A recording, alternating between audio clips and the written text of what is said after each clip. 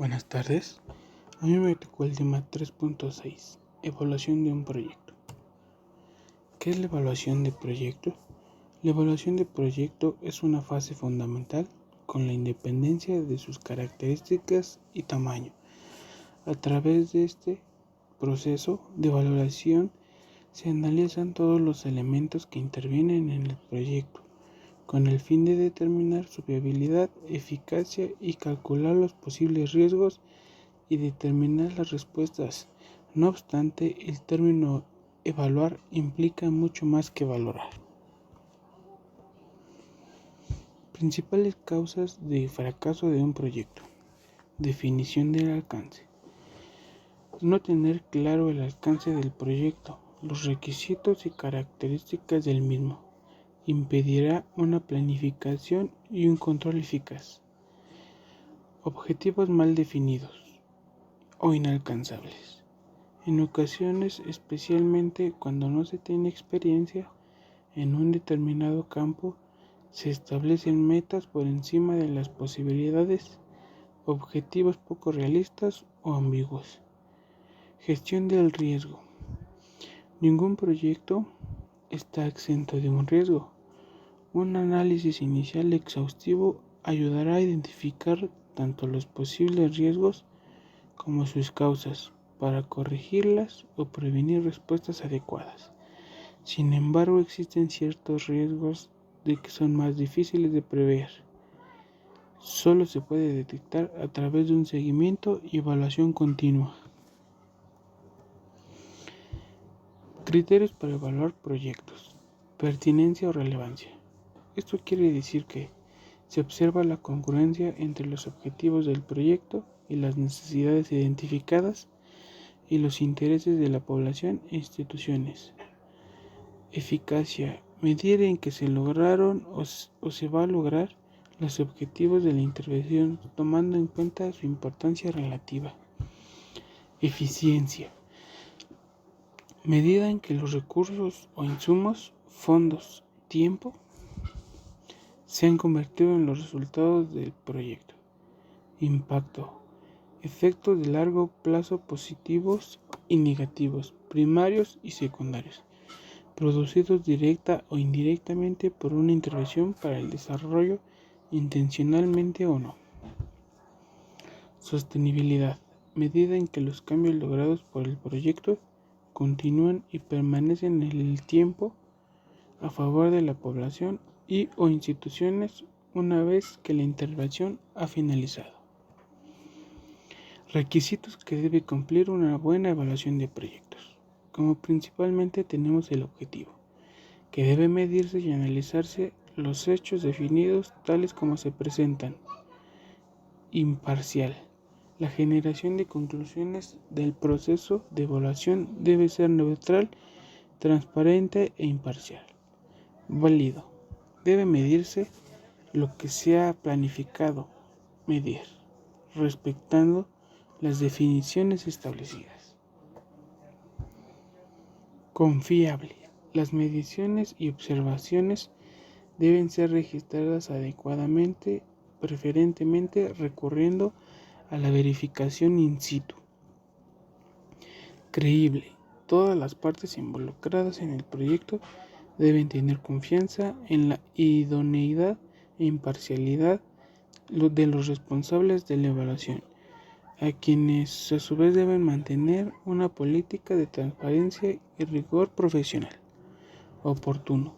Debe realizarse en el momento adecuado, evitando los efectos negativos que produce en el paso del tiempo. A continuación, mencionaré las etapas de una evaluación. Principalmente, una vez definida la idea, se realiza un estudio preliminar, por lo que se realiza estimaciones preliminares de costos y beneficios. En esta etapa se debe realizar un análisis de las viabilidades de un proyecto. Estudio de prefactibilidad. Se busca mejorar la calidad de la información y se analizan distintas alternativas como lo son de tamaño, localización, tecnología y financiamiento. Estudio de factibilidad. Comprende los estudios detallados de alternativa seleccionada, estudios de mercado, estrategia competitiva, identificar la mejor opción entre el tamaño, localización, tecnología y financiamiento. Ejecución del proyecto. Se lleva a la práctica el proyecto y el dueño se debe preguntar: ¿continúo con el proyecto? ¿Amplío el proyecto?